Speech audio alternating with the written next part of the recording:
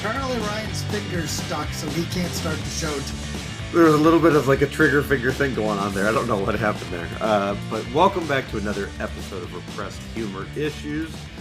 I am Belly Mask Swamp Power, better known as Ryan. I have no idea what that means. I don't want to know what that means. And my name for today is God Flooded the Earth, and Noah got a petting zoo. And right now, Ryan is showing me a belly mask container, and I have no idea why. I found it trying to find some conditioner under the sink, and I found a little package that like a face mask thing, but this is for your belly. So the eye cream wasn't good enough. Well, let's hope this is effective at lifting up my abdominal skin. Not that it needs lifting, but hopefully it makes me thinner. I'm scared what that means. I am truly scared what that means. Me too. And the packaging's so colorful and happy. I mean, it's like orange and yellow and pink. It can only go right? Yeah, I mean, it can only be like cauliflower sauce and Drano in there or something like that. Ah, cauliflower. I do have something. I know I didn't, but I do. So, I had a lovely You have dinner. something. You have something. It's going to be the only thing I contribute to the show today. I had a very excellent dinner last night. My friend is Bosnian by birth, and he wanted to have a Bosnian movie night and also share Bosnian cuisine. Everything was excellent. Everything was delicious, minus one thing. They're pickled vegetables in Bosnia. Sorry, they're right next to each other. But how they pickle them is not with vinegar. They pickle them with salt. Like That's salt, not like a salt pickling. brine. It's like salt brine. Okay. Yeah. So, and he told us this. Everything was very transparent. Nothing was trying to be hidden from us. But he didn't do the extra rinse that you probably should when it comes out of the brine. So we had full-powered vegetables with brine, and I can tell you, I crossed the hypertension bridge in a matter of 2.2 seconds, and I was like, my fingers are fat. My throat is dry. I can't drink enough water to help me. Even to this day, I was just downing water to try to offset the sheer amount of salt I consumed in just those veggies, one of them being cauliflower. That's a long way to say Ryan got his stomach upset drinking some cauliflower. Very long story with no point. But I didn't drink it. But I had but I did get exposed to Bosnian cinema. And all I can say is it all Charles Bronson reruns? No, this was actually all like Bosnian, and I followed a gypsy family and stuff like that too, which is not necessarily Bosnian, but it's part of the culture. And I have no idea what happened in the movie. All I know is there's a spirit turkey. Yeah, there's no coming back from that. It doesn't sound like that was the most pleasant of movie nights. It was not like 2001: A Space Odyssey. I can safely say that. So it's more like 2021: A Croatian Odyssey. Yeah, but this was 1989 in 2 hours and 20 minutes. Okay. Well, I think I had more fun than you. Since the last time we talked on the show, I went out and played my first game of hockey in 12 years. Yeah, I saw some photos on Facebook. You looked okay. Yeah, it was an interesting time. First thing that I found is when you show up an hour early for even a pickup hockey game and you put your equipment on too early, you start sweating pretty early. Because everybody thinks the whole arena is cold. And the whole arena isn't cold. The dressing rooms are actually pretty warm. And it was the first time I had put on all my equipment, and I sat there for 20 minutes with all my equipment on because I started getting dressed too early because I was worried that I wasn't going to be dressed on time. I mean, to be fair, you are early for everything. Everything. Like I'm known at the company we work for being 5 minutes early for every online meeting. But like on the fucking nose, you never miss it. I don't know Yeah, how you do it. It's it's a impressive. gift. So, but anyway, so we get out there and I'm skating around doing warm up. And by the time warm up was done, I was almost done. I mean, it's only a 10-minute warm up, and I just, my feet were starting to hurt already, and it was just not going well. And then we started playing the game, and I got out there, and on my second shift, I broke between the defensemen, and somebody laid a perfect pass, put it right on my stick. My mental capacity was, don't let this pass get by you. I grabbed it perfectly. I started turning to go up the ice. I was on a breakaway, and I fell down.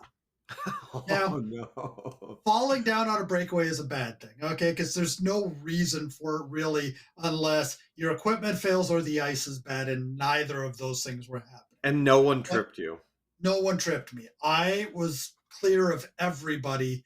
My problem was that all of my concentration had been on making sure that that puck didn't get past my stick, and I realized that as I was falling, that I hadn't thought at all about how I was going to skate through that.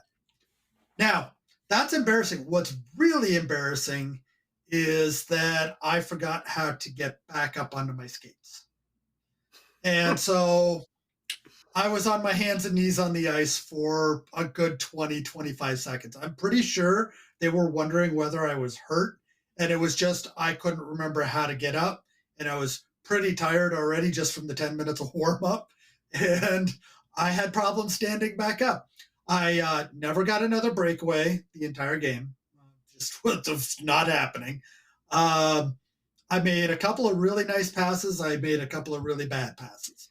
But considering it was my first time out in 12 years, uh, nobody was yelling at me to get off the ice. So I'll take that as I wasn't destructive to the pickup game, but nobody was coming up and congratulating me on the game, great game afterwards.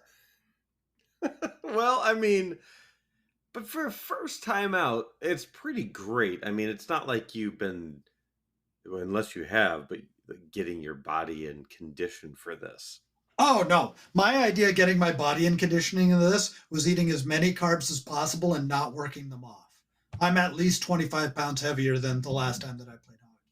So yeah, I deserve what I got. But this is when I played in Milwaukee, I was playing what they call B League. There's A League. We didn't have A in our league, but those are the guys that played a lot of college and are just out of college and play for fun.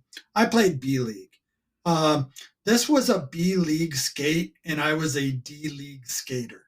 That's really what happened.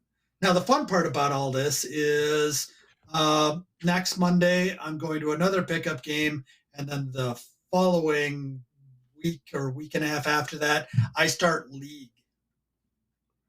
What league? Yeah, I'm playing in a hockey league with other people.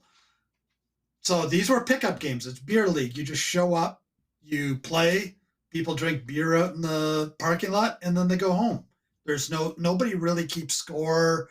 I'm playing a couple of games before that, but I'm going into a league where they keep score and they have referees and all that sort of stuff. So there's actually a championship at the end of the season. So I'm going from not having skated in 12 years to I'm going full bore into this. Is there a trophy? Yes. Yeah? Yes. Sizable? I haven't seen the size of it yet. Okay. So, All right. Something to look why? forward Do you want me to. to see if we could sponsor it? We could have the repressed humor issue trophy. I'm already sponsoring our gay cornhole league. Okay, you're going to have to be more specific because that sounds like it was just your Friday night. Nope. No, okay, fine. No, no. My husband's business is sponsoring the league, part of the league, like one of the sponsors. They Yeah, allow 5 to 7 sponsors every league. Summer league is not as big as the spring, fall, and winter. So yeah. Well, so one other quick update, just in case anybody was worrying or anybody was blaming us, we can officially say that we did not break the DC postal system. we did not. I received the envelope on, I guess what? I guess it had to be delivered Saturday. I picked it up Sunday. Dan just forgot my apartment number, so it took a little extra time to sort through the riffraff to get it to the riffraff. And then what happened when you put it on? The well, the cucumber one smelled like bad, nasty, old, stinky feet, and I really don't know what happened to those. But the other one that was in there, like your wife was obviously gracious and evil at the same time. She gave me the feet cucumber, and then also gave me Chanel. Chanel was nice. I like the Chanel one. Yeah, it's also $70 a jar. Holy shit. Yes. Why do you think you didn't get a jar of that crap? Why do you think you only got samples? $70? Yeah. Whoa. Is that what she uses? No, she uses other stuff. She has all the eye stuff. You're supposed to I don't say even want. she doesn't need it. I'm not saying she needs it. I'm saying she has it. She's perfect the way she is. She's not going to listen to it, and it's not going to make her like you, Ryan. You might as well just face it. Like me. So, Well, go ahead. I was going to say, you want to take us into our topic du jour. Yeah, and it was interesting. I was listening to NPR over the weekend, and they were talking to a guy by the name of Rory Stewart. Now, anybody that's in Europe probably knows who Rory Stewart is, and anybody that's in the United States probably doesn't. He was a potential for running for the Prime Minister of the United Kingdom. Um, he dropped out of politics in 2019, but this guy has walked through Asia, like literally walked. He taught the royal children at Harvard, where he was a teacher. He's done a lot with his life, and there's still talk about maybe him coming back. But he wrote a book that was very interesting, and it's going to be our topic for today. It's How Not to Be a Politician. And his entire idea in writing the book was to tell everybody how bad the job of being an elected official is. And I want to talk through this, and it's not our normal funny type of stuff, but this is pretty important considering where we are in our election cycles in the US. Now, the first thing you have to realize is that the UK system, the same as Canada, a lot of the democracies, they call elections not on a time frame, but on a time that is advantageous to the ruling party when they think that they can win again. Or there's a no confidence motion, they lose power, and an election is called. It's different than the 4-year cycle that we're on. I like I like watching Parliament sometimes. Yeah, they could get pretty nasty. Like their insults are hilarious because they're so backhanded. They're so passive aggressive sometimes, and then other times they're just plain all out mean. Yeah, I think sometimes they're just the sarcasm. It's just dripping with sarcasm. I do love Yeah. that. Yep. And we're seeing more of that in the US now. Eric Swalwell's getting really good at that. Yeah, he is. He is. Yeah. But what we wanted to do today is rather than talking about left versus right, Trump versus Biden, Tory versus liberal, any of that sort of stuff, I wanted to talk through the life of a politician and why Rory Stewart said that it's so bad, because it's really interesting to think about this when you go to vote, because a lot of people don't understand how bad things actually are. So I'm just going to talk about a couple of things that Rory brought up, and then we're going to discuss them back and forth. But please give us your thoughts at repressedhumorissues@gmail.com or you can go to the website and submit a comment. But we want to hear what you have to say on this as well, because this should actually be what we're talking about. This should be how we're rating our politicians, not based off of are they too far right, are they too far left, are they just pandering. This is what we should be thinking of. And one of the first things that he said is social media is an absolute terror to every single politician. Now, go ahead. Well, yeah, I mean, social media it's so immediately and easily polarizing for all the wrong reasons. I mean, you people don't even take a second to get to know a politician before they render judgment, because they're just going to look for the quick digestible bit and move on. And they've already written off somebody that could be their favorite person, and maybe they just disagree on one issue, but they align on 97 others. But here's the thing. No matter what you do as a politician, people come after you on social media. And there's threats, and there's insults. And yes, you're going to get a certain portion of the population that is vocally going to support you, but the side that's not going to support you is going to be just as vocal. And here's the big difference. For any of us that are on social media, I'm on Twitter. My daughter and I have our TikTok channel. We can leave at any time.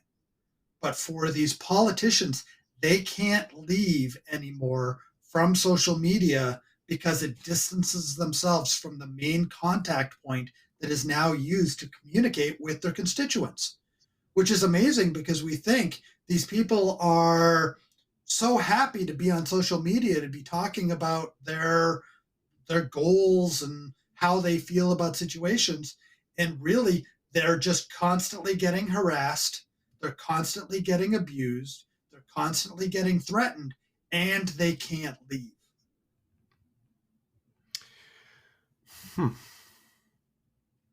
So imagine being stuck on Twitter, not wanting to be there, because not very many people want to be on Twitter anymore.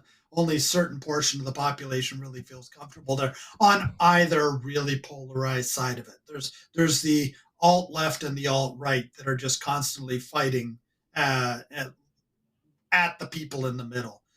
But you can't leave. You can't ever just say, I'm going to take a break from social media because this is too caustic for me, because you lose touch with your constituents.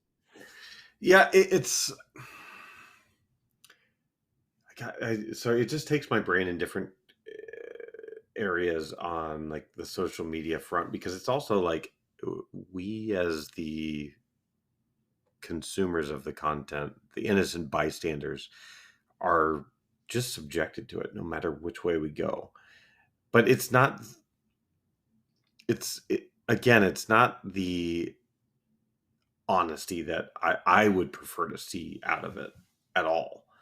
It's just it's just Twitter on steroids everywhere you go. And realize I'm a huge troll on Twitter, and we're not getting into sides here, but I am constantly roasting people on Twitter. I'm constantly questioning people's intelligence. I don't threaten people. I'm not that kind of troll, but there's a lot of times where I'm talking about who's sleeping with whose sister, brother sister love and all that sort of stuff. I'm talking about the Sky Daddy cult and all that sort of stuff. I'm part of the problem and I know it, but I can leave at any time because it's my stress relief when work gets real for me. When I just need to blow off some steam and we don't have a show coming up, I just go on Twitter and be a complete asshole to the side of Twitter that I want to be an asshole to. And do you actually walk away feeling better, or does it actually spin you up a little bit? I feel better afterwards because I've made somebody else's day worse than mine. And that's the problem with social media is it's all about who wins. And the person who wins in the spheres that I play around in is the person that got to say the nastiest thing. And I will go there. I'm not ashamed to go some really bad places. And after a couple of technical difficulties here, we're back. You're going to notice a jump. And unfortunately, we were so worried about the technical difficulties, we've forgotten where we were and what we were talking about. Yeah, it's So okay. we're going to move on from the social media aspect of it. And one of the other things that I thought was actually really interesting was Rory talking about how your life is waiting for the next friend to betray you. You have no friends in politics. Everything is treachery in politics. There's a reason why. Uh, do you think that's because of like they're opportunistic and trying to look out for themselves to gain favor because you're a rising star? So here's the thing, there's a limited number of positions at the top of every government pillar where people can actually get to. And as they get to these positions, everybody that wants to rise up in the rankings has to do something to knock them down. Mm, It's a constant need to suck up to the highest levels of government, to be in the highest levels of government. like And if Stormy you don't, Daniels. I think she sucked off the lowest part of. I don't know Sorry. why I said sucked off, but whatever. But I mean, literally, he said, it's not about ideals, it's about pleasing your overlords until you become the overlord. And the only way to become the overlord is to become the enemy of everybody else that wants to be in that position. And it's different than in regular business because in regular business, you have multiple companies you can work for. There's multiple different Yeah, career paths you can there's take. only one government. Right.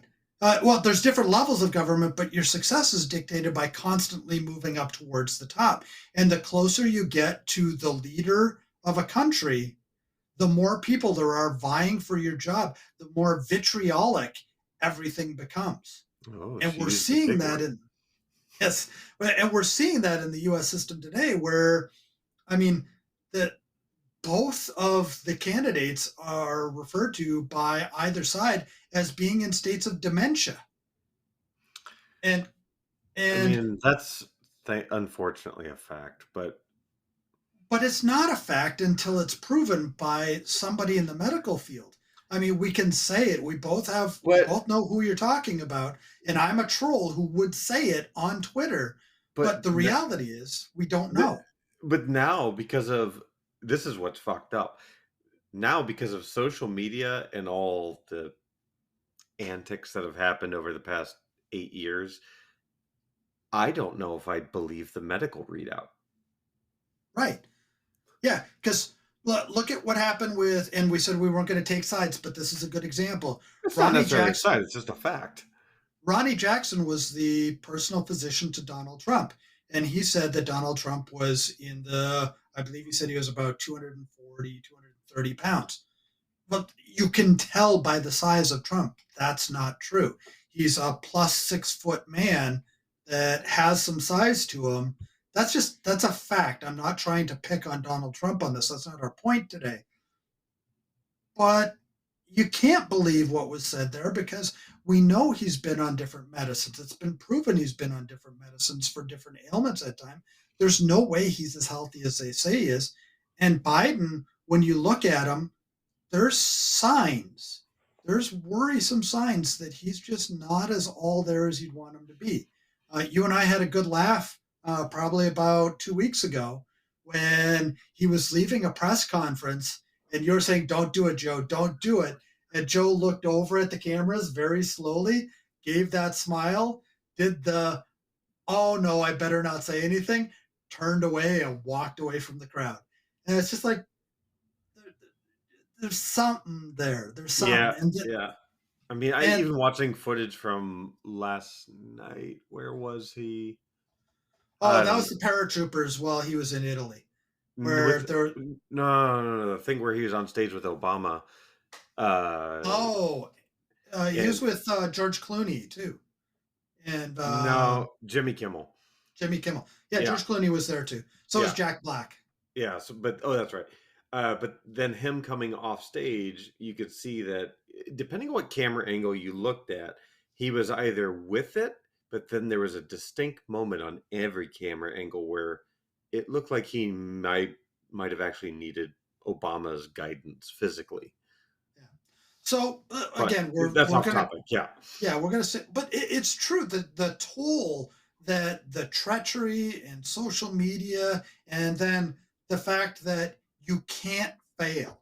And this is a big thing that Rory Stewart said that is rather interesting. We're going to talk about Brexit because this is very important for it. Even if you fail, you can't admit it. Everything has to be positive. So when Boris Johnson achieved Brexit, okay, he got 52% of the UK population to vote for Brexit. The, the smart thing would have been to do is say, let's do a soft Brexit. Let's talk about staying in the customs union, but leaving the monetary and immigration policies, the parts that we don't like. But they couldn't admit that ever, and he does not like Boris Johnson. It's very obvious that they had to go full bore into Brexit because anything else would be a lessening of the gain that he thought that he made, even though over 60% of the British population now says they would not vote for Brexit again. But they also, to be fair, like just to, and I know this is again specific, but they've never really fully achieved Brexit. They're close enough. Their problem right now is the customs, the hard border in Northern Ireland. Yeah. They're never going to fully detach themselves from the European economy, but they did get out of the monetary policies. They did get out of the immigration policies. It depends on what you want to call a full Brexit, because if the only win is some sort of customs ability in between Ireland and Northern Ireland, it's never going to happen. It's always going to be in flux. But Liz Truss basically failed as hard as anybody could ever fail. She came up with a monetary policy that caused the markets and their dollar, the pound, to crash just by announcing what she was going to do. Yet, do you think she ever said that that was a failing, that that was wrong? No, She but the kind head of of, lettuce thinks she did. yeah, well, lots of things they thought that she did. But you're not allowed to fail because a failure shows weakness, and weakness breeds in those people coming in and eating at you from behind, trying to take over your position. Careful with the eating from behind. Um, Jeez, I, I I don't know how to go on from this point. You wrecked everything at that point. Your words, not I mine. mean, I mean, there could be kids listening to this, Ryan. What the hell are you doing? Oh, I hope there is. I hope there is. I I used just to. found out what skibbity means. What? Skibbity. Apparently, all the middle schoolers are saying skibbity toilet. What the hell does that mean? It means nothing. That's what I found out. Skibbity is basically just a nothing word. They've just made it up to say it. It will eventually mean something. They'll find a way to make it mean something. But skibbity toilet means nothing. In what context? Never mind. I don't care. It's like there's something called the Rizzler. I have no idea what Rizzler is. There's a whole bunch of words that they're using now. That I mean, in my day, it was bonus. Everything was bonus. If it was good, it was bonus. Yeah, but at least it has a meaning. Yeah, but they're just taking it to the next step because there's a much easier communication mechanism for these kids to talk, to be able to make up words and then spread them over long distances. I mean, I never incorporated skinamarinky dink into my daily vernacular, but whatever. I don't want to know what you did with your skinny dink. Yes, there's a group called Sharon Lois and Bram that used to sing that song. So I don't know if that was a Canadian thing, but I am Uh, tortured by that song. I had it in the US. I think that was just Did you have Sharon international. Lois and Bram though? Bram though. They were in like turtlenecks or some shit. It was two women and a man. Yeah. Yep. Same Yeah. bit. Okay. Okay. I'm used to all my Canadian people. I'm used to the Friendly Giant, Mr. Dress Up, Romper Room, all those. The polka dot door. Yeah. Anyways, let's get back to where we were originally on this. So, I mean, the pressures that are put on to not fail because failure is seen as weakness are just insane. But the other thing is, you're not really trying to make people's lives better by the time that you get to government. Because the other big thing that he said is almost all of your day is spent either fundraising or fulfilling the promises you made while fundraising. That's what you're Yeah. doing day after day after day after day. And he called it soul crushing. Well, yeah. I mean, I think it takes them completely out of actually executing what they're running on. You know, they're if they're just focused on the next dollar and solely, and I'm stealing something you said to me earlier, but I thought about it. If they're solely focused on just reelection and making sure Yes. they retain their seat or moving up, if they're trying to jump from House to Senate, but that's going to be their focus. So they're going to cater towards lobbyists who are going to give them the most dollars, who are going to get their voice out there, their face everywhere, their different attack ads widespread across every platform available.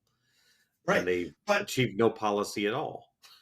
even a senator that is in a 6-year term, it still, as soon as the election over, is fundraising.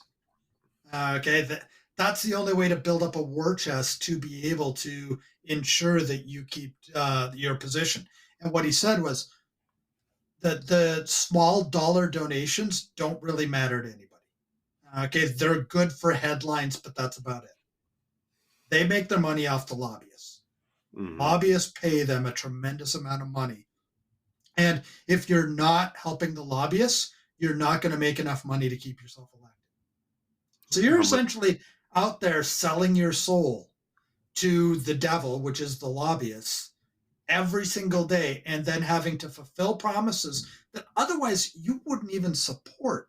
But you need to be able to keep yourself in a job, because for those of us that are in regular jobs, we don't have to tell everybody on a regular basis, like on a monthly basis, why we should keep our job. Okay, we don't fight for our jobs every 2 or 4 or 6 years. I Okay, mean, if we want to didn't stay in the same job, if we do it decent enough, they'll just keep on paying us, and that's not how politicians work. but it does beg the question, because this is pervasive on both sides. No matter what kind of politician you are, you see it. But it begs the question, like, would some politician actually become unpopular by exacting the policy they talked about in their original platform because they don't get the lobbyist dollars, so they can't get their voice out there, but their record's fantastic. They actually did what they said they were going to do. Well, so you would think that that would be a bigger problem than it is, but part of their appeal, and realize it's a popularity contest. Yeah, That's that's all it all is. elections are. And in the US, we have the most expensive popularity contest anywhere on the planet. Yes. Oh my God. Yeah. But it's really interesting the fact that when they look at what they've done, most of the lobbyists are paying them to try to keep the status quo, okay, to kill bills, to make things not move in government, because stability is more important to these lobbyists, because they've eked out the little wins they think that they're going to get. Now they're trying to maintain them. I And was this was, go ahead. so I can't remember the guy's name, Jeff something. He's a House of Representatives guy that's on TikTok that's always straight telling you, like, breaking down politics for you in this most simple way. And he was talking about the defense bill and very much the status quo bit. It was a little bit of two things coming at it, where the the ones that pander to the camera, I'll say that, were trying to get in all their little really unfortunate amendments. And in the Senate, they were like, no, we're keeping those out. We're trying to compromise here and actually get the defense bill across the line. And they did. But then it arrived at the House, and the Speaker of the House let them have their voice. So now the bill is dead on arrival in the House. Yep. Just because of maintaining certain status quo, because status quo is a little different to everyone. Yes. But as long as they can eke out little wins, the people that stay in Congress longest are the people that never author or sponsor bills. And the biggest example of this is Jim Jordan. Jim Jordan, I believe, has been in the Senate now been in the House of Representatives for 12, 14 years. He has never sponsored a bill, never co-sponsored a bill, none of it. He sits on his committees, he does his committee work. That's all that he does, because he doesn't have to worry about sponsoring a bill that goes against the lobbyists.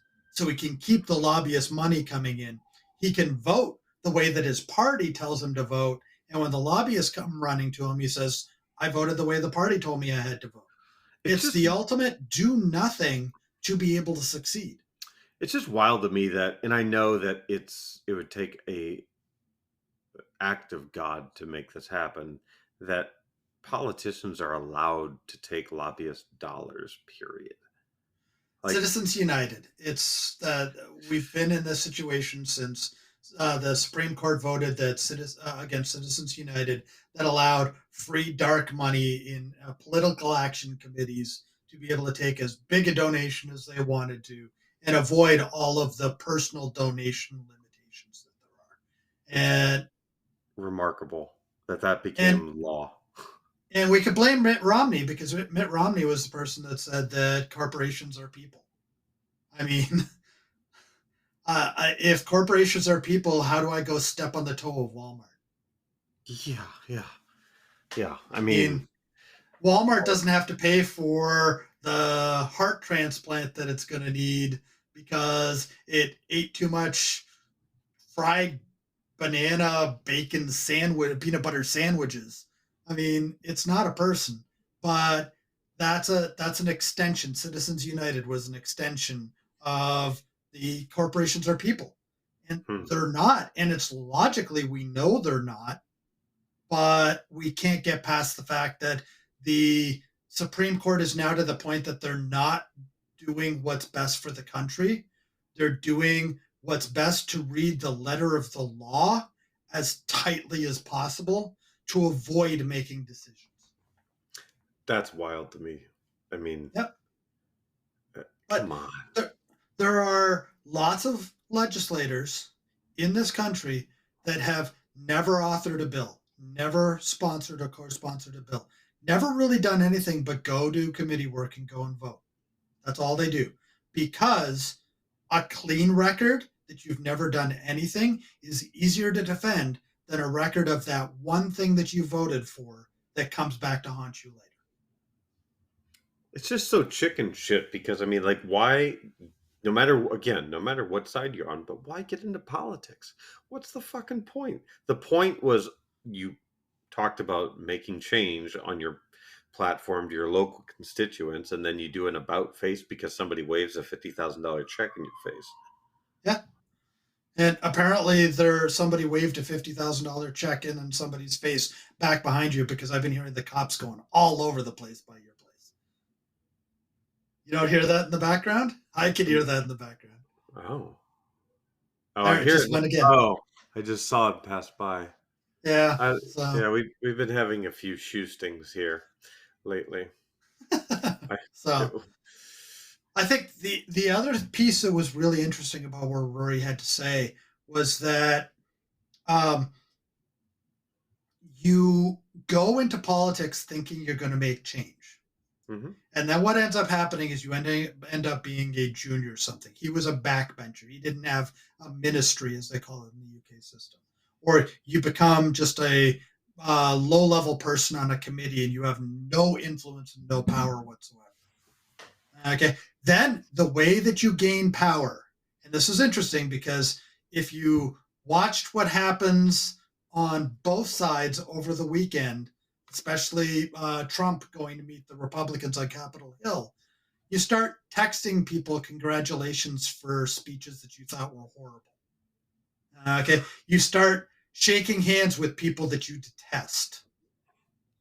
The only way to get ahead is to glad hand and to sell yourself out for things you don't believe in, because as much as you want to move up, other people are vetting everybody's loyalty down below them, and they're not going to let somebody leapfrog them that doesn't believe the same things that they believe.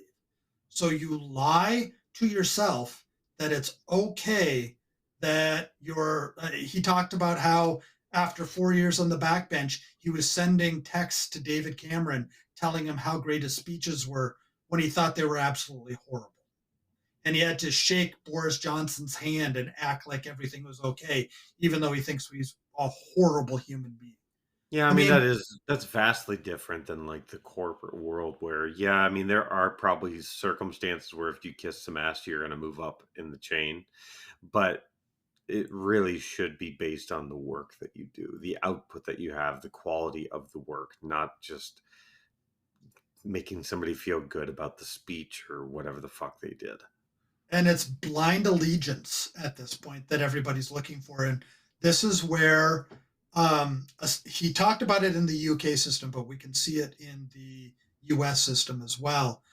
Um, the extremes become where the candidates start coming from, the extreme left and the extreme right. And the extreme right tends to be louder, tends to be more violent, tends to be more vocal. They breed people that are willing to sell themselves out faster than the traditional politicians that we've Oh had. yeah. And because of that, we end up with, I can't remember who called them, but he called them the performance legislators. They're not there to legislate to help the country get better.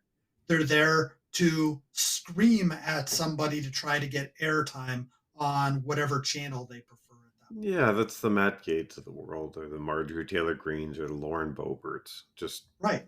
shouting to shout. But at the same time, you look at the backgrounds of these people, and Matt Gaetz is being accused by his own party of being a pedophile. Lauren Boebert, her entire family has a criminal record, including her. Um, you look at Bob Menendez, who sold himself Mm. out to the Egyptians and possibly other countries for gold bars that he could hide in his house and cars that he could give his wife. Um, and then you have the ultimate, the George Santos of the world, who was never there to do anything positive for anybody. He was there to ingratiate himself because he wanted the publicity and he wanted the money. Yeah. And as long as our politicians keep coming from the right hand side of the spectrum, we're going to see more and more of this. The left hand side of the spectrum tends to be more activist. They don't go into like the far left, they don't go into government. They go into other forms of activism that they never end up in government. So what ends up happening is we have the pure leftists going up against the alt rightists. And it's very, very, very difficult to be a centralist. Yeah, I mean I can't even think of a centralist in our government right now. Like Yeah. really. And Rory talks about that, how everybody is trying to develop platforms that lean towards centralism, okay, to try to get the independents and the centralists to vote for them, while at the same time professing beliefs that are on the extreme. And it's a total contradiction. He says basically every political party is inherently dishonest, not They're all just certain political parties. yeah. Every political party is inherently dishonest because they know they're never going to be able to enact the things that they say they will enact. No.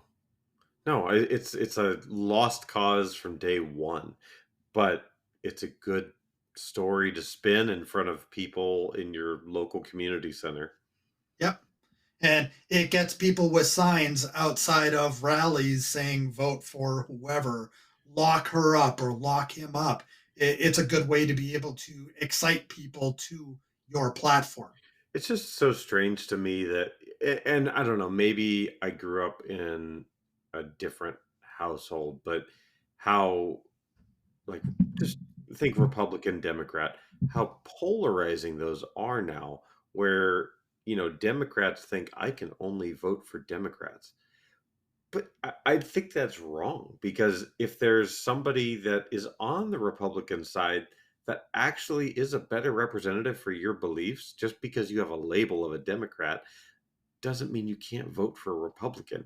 Vote for somebody that aligns with your ideals.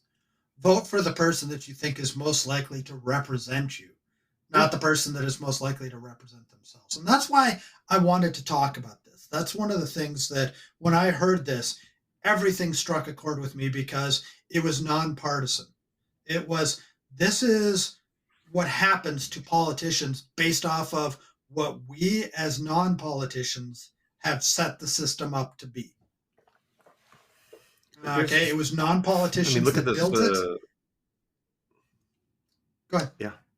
No, no, I was gonna say, I mean, just you could even take this to like the Supreme Court stuff, I mean, like the lack of checks and balances and allowing all these different special interest parties or individuals to participate in politics with their money has influenced everything, the whole outcome of so many different factors of our society.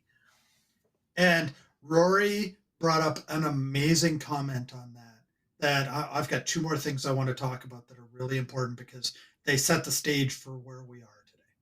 Number one, these people profess to be experts in whatever committee or ministry or whatever they represent, and they know very little about what they're talking about.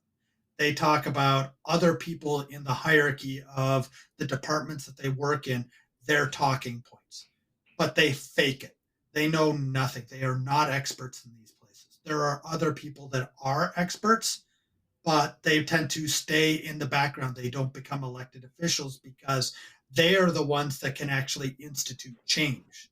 And what happens is the politicians generally get in the way of them instituting that change as opposed to helping them. Hmm. It was really interesting. And so, in sum total, what Rory said is most of the people that are elected officials in any government whatsoever at this point have some sort of mental concerns, have some sort of either depreciation in their cognitive abilities. They have mania, they have manic depression, they have alcoholism, they have drug abuse because A, they're constantly selling themselves out. They can't be who they want to be. B, it never turns off. The social media thing is just part of a grind that never stops because you're always fundraising. Yep. C, you have to get ahead in politics, you have to do things and promise things that you are entirely against and were the reason you wanted to be against those things to be in politics in the first place.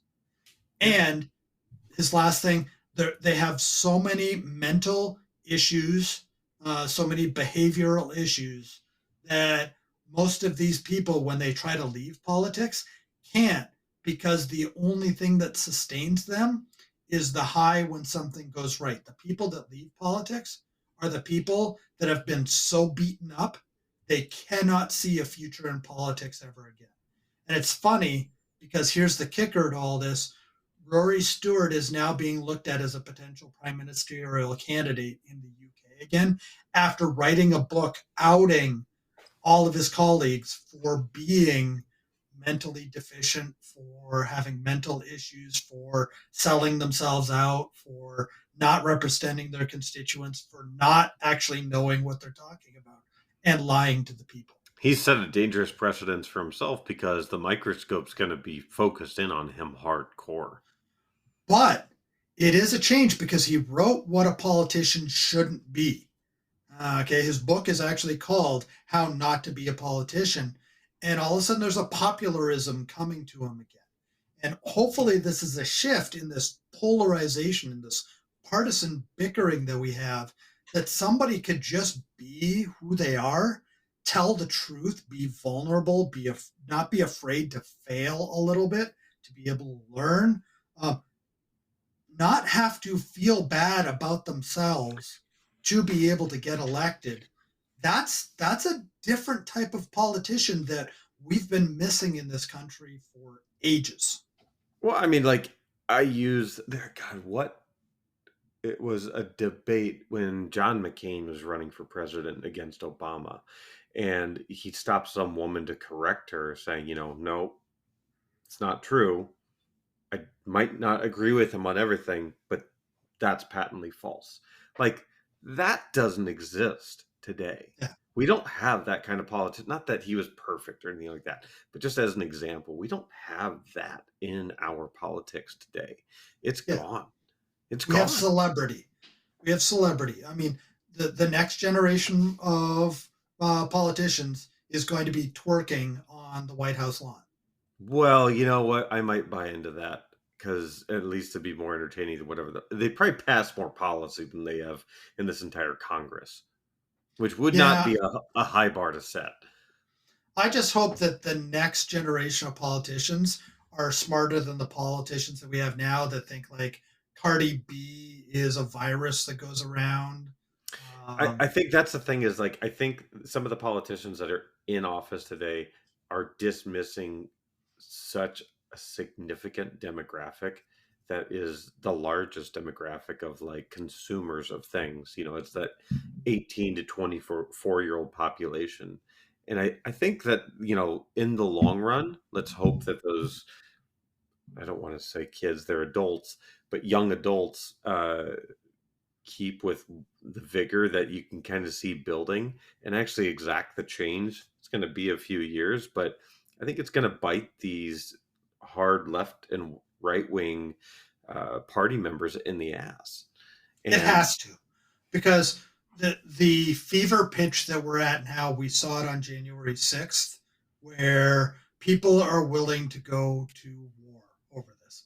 And you can but agree or disagree. over what though? That's the thing. Has anyone ever sat back to say, what are we actually bickering about? It's over That, celebrity. yeah, That's honestly what it is. It was that's never about politics, it was about celebrity. no, it's not about the policies. It's not about the well-being of your common man. It's who you like more in the popularity contest. I'm right, Yep. you're wrong. There's nothing you can do about it. Yep.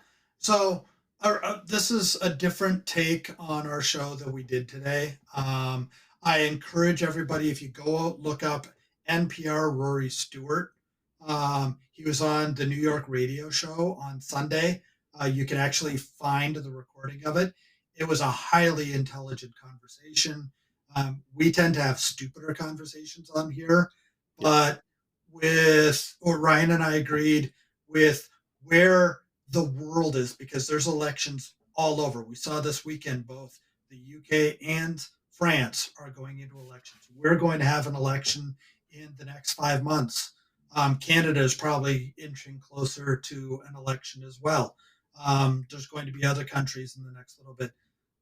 Things just need to change, They do. They and do. But and go it's do your research. Go listen to the NPR segment for yourself. Like hear this content, absorb it, digest it, and see how it makes you feel because I think that's what's really important too is that we can say everything that we're seeing, but that might not be your view as well. So I think it's important to form your own view on this as well. Now you're wrong, but um, form your own view.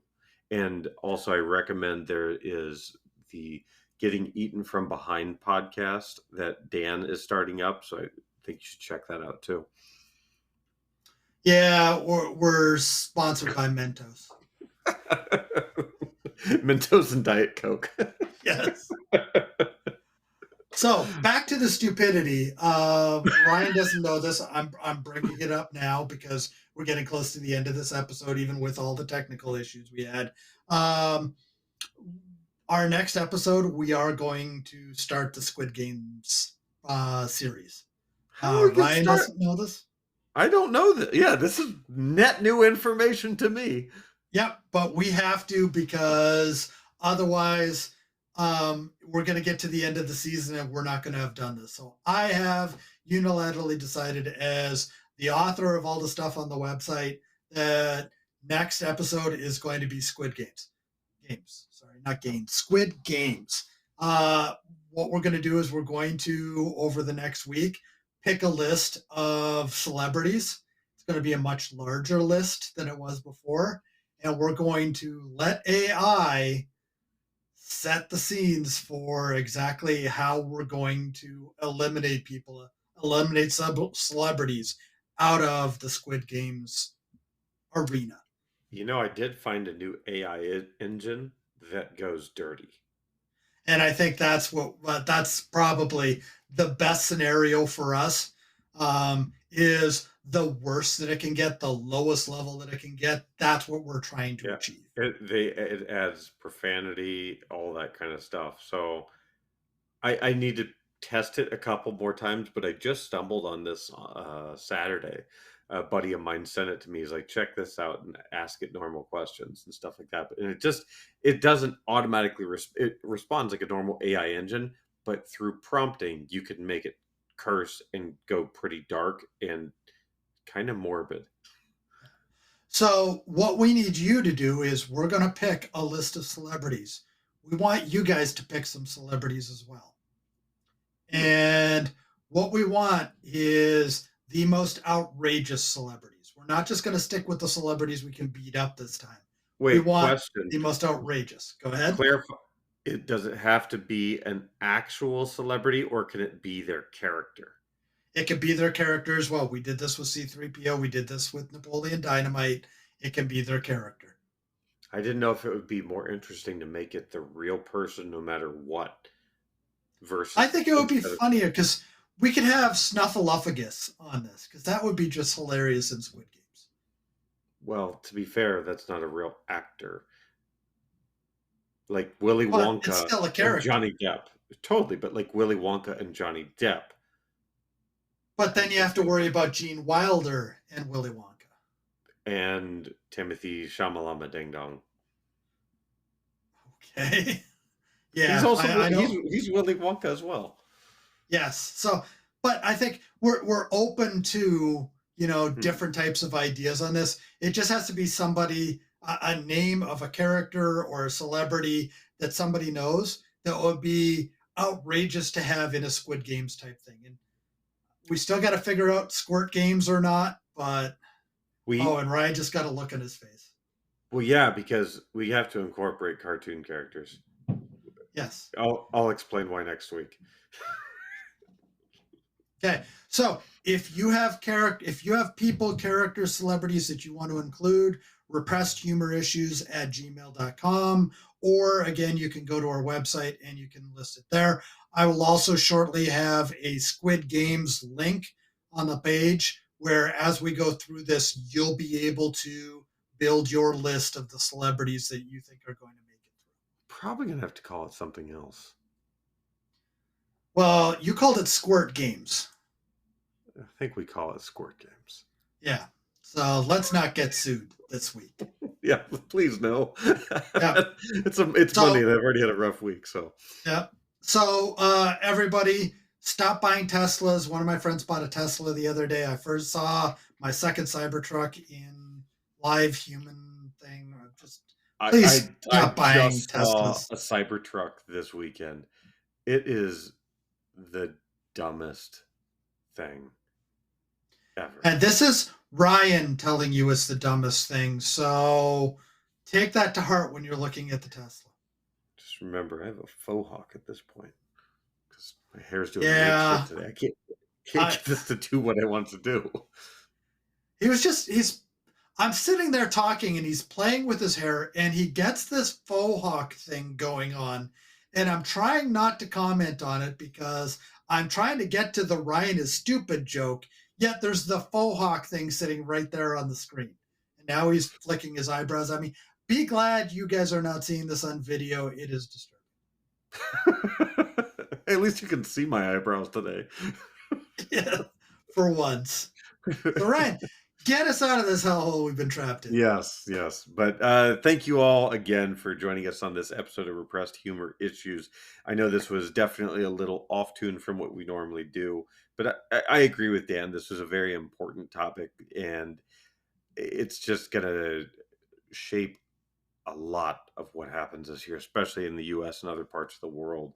So, Dan, thank you for bringing the topic up. It's the nicest I've been to you in a while, and that hurt me.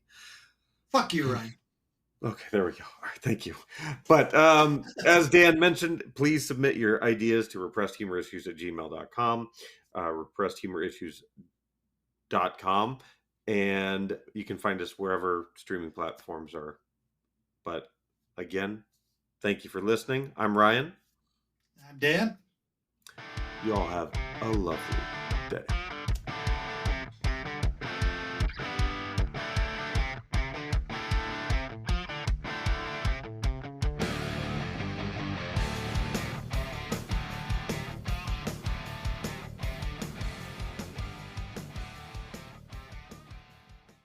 I'm not gonna lie, I want a fucking donut so bad every morning, and I think I told you my donut shop closed, and now the closest one. Didn't tell me. How are you surviving? I'm not. I don't have a fucking donut shop. Like that was my like mid-morning pickup. I would like leave the 15-minute window so I could go dart over and get my fat glazed donut. Well, I switched it up. Sometimes I'd get the apple fritter or the bear claw. But anyway, I've got nothing. I have to go like go to Whole 0.8 miles. Foods. No, they don't have donuts. Oh, I'm sure they've got some oat bran and fiber with twigs on a donut that you can eat. And I don't want Dunkin', so I exclude them. I want some sort of local donut shop that knows what the fuck they're doing, that gets up at 2 a.m. and flips those things in hot oil. I've got nothing. I have to walk so far to get it. I refuse to take the stupid little scooter because I'm afraid of dying for that in that way. And don't forget, we still got to go down in front of Macy's riding the scooter together. We said we were going to do that in Chicago. In Chicago. But we have to do it at Christmas time when it's decorated, like when it's just stupider. Because right now it's like just hot in Macy's. That's all.